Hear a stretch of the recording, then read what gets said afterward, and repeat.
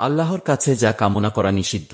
পবিত্র কোরআনের সূরা আন-নিসা এর ৩২ নম্বর আয়াতে আল্লাহ তাআলা বলেন, ওয়ালা তাতামান্নাউ মা ফাদ্দালাল্লাহু বিহি বা'দাকুম আলা বা'দ للرجال نصيب مما اكتسبوا وللنساء نصيب مما اكتسبن واسألوا الله من فضله إن الله كان بكل شيء عليما। অর্থাৎ তোমরা তা কামনা করো না যা দ্বারা আল্লাহ তোমাদের কাউকে কারো উপর মর্যাদা প্রদান করেছেন।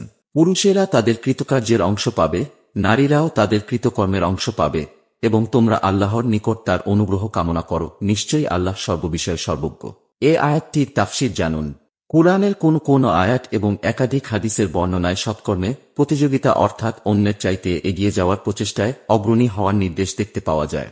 অনুরূপ অন্যের মধ্যে যে গুণ গরিমা রয়েছে তা অর্জন করার জন্য সচেষ্ট হওয়ার প্রতিও উৎসাহ প্রদান করা হয়েছে।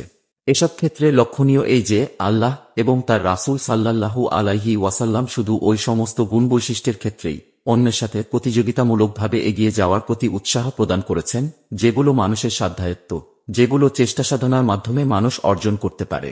যেমন কারো গভীর জ্ঞান বা চারিত্রিক মহত্ব দেখে তার কাছ থেকে তা অর্জন করার জন্য চেষ্টা সাধনা করা প্রশংসনীয় কাজ। তাই আয়াতের শেষাংশে সেরূপ চেষ্টায় আত্মনিয়োগ করতে উৎসাহ দেয়া হয়েছে। অর্থাৎ পুরুষরা যা কিছু সাধনার মাধ্যমে অর্জন করবে তারা তার অংশ পাবে, এবং নারীরা যা কিছু অর্জন করবে তার অংশও তারা পাবে। এখানে ইঙ্গিত করা হয়েছে যে গুণ বৈশিষ্ট্য এবং কর্মে দক্ষতা অর্জনের মাধ্যমে বৈশিষ্ট্য লাভ করার চেষ্টা ব্যর্থ হবে না, প্রত্যেকেই তার প্রচেষ্টার ফল অবশ্যই পাবে। উম্মে সালমা রাদিয়াল্লাহু আনহা থেকে বর্ণিত, তিনি অভিযোগের সুরে বলেছিলেন, পুরুষরা যুদ্ধ করে, আমরা মহিলারা যুদ্ধ করতে পারি না, তদুপরি আমাদের জন্য মিরাসের অর্ধেক।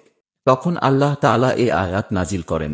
তিরমিজি হাদিস নম্বর 3022। মিরাস অর্থ কি?